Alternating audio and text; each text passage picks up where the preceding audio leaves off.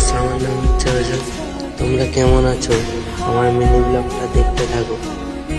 তো তোমরা যদি নতুন হয়ে থাকো তাহলে ফলো করবে।